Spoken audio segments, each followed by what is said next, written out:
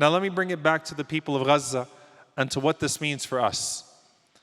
I want you to appreciate for a moment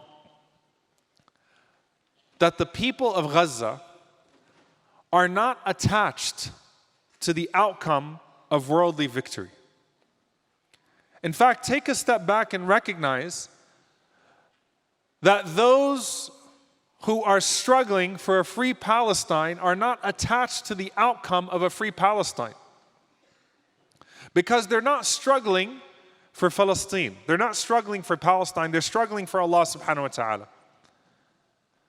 They don't attach themselves to worldly victory to the point that they would be disappointed by everything that happens along the way.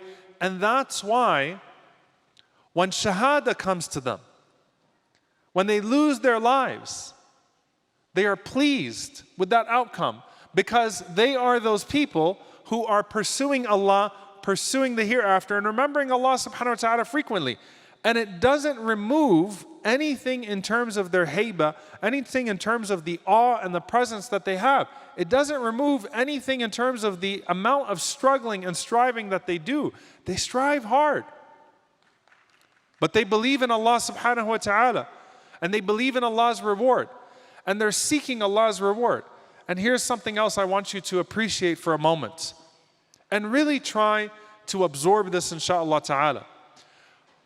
When the people of Gaza make dua, and when these people make dua for Palestine, they have no doubt in the ability of Allah subhanahu wa ta'ala to open up Palestine for them tomorrow, to give them freedom and liberation tomorrow. But as much as they believe in Allah subhanahu wa ta'ala's ability and power to be able to give that to them tomorrow, they believe just as much in Allah's wisdom and Allah subhanahu wa ta'ala's knowledge in withholding that worldly victory to their benefit and to their elevation in the hereafter.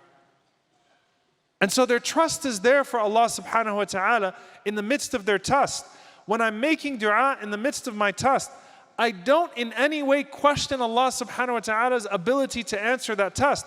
But what is my motivation in life as a whole? Not just my motivation for that dua. You desperately want Allah subhanahu wa ta'ala to open a door for you here. But what is it that you have presented towards the eternal door of Jannah to get yourself there?